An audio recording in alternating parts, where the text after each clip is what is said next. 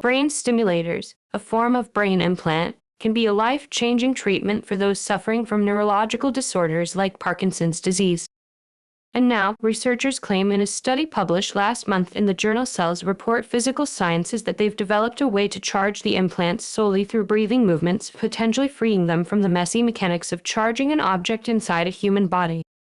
Essentially a cerebric pacemaker, the device sends electrical pulses deep into the brain via embedded wires to help regulate brain activity, especially in areas that control motor functions.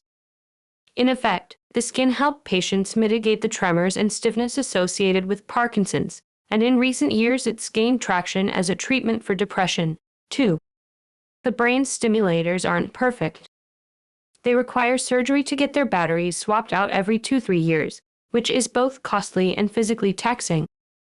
So researchers from the University of Connecticut worked to develop a brain stimulator that harnesses the energy generated by breathing motions in a patient's chest.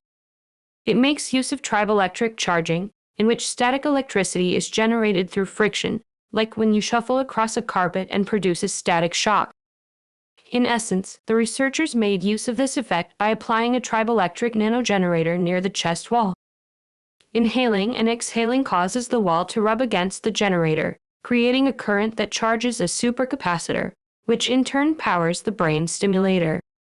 We wanted to make this fit in with the rest of the available technology in the usual way, said researcher Jim Rusling, a UConn chemist and co-author of the new paper, in a press release. In principle, if someone already has a deep brain stimulator, we could just replace the battery with this generator without having to retrofit them with a wholly new device. So far, the nanogenerator has been tested in the simulated chest of a pig which used a real pig lung during the experiments. The nanogenerator was successfully powered by the pig lungs inhaling and exhaling, but the brain stimulator itself was hooked up to the brain of a mouse, not a pig. This is the first system that combines all the pieces: efficient energy harvesting, energy storage, and the controlled brain stimulator, said study co-author and fellow UConn chemist Islam Mosa, also in the release.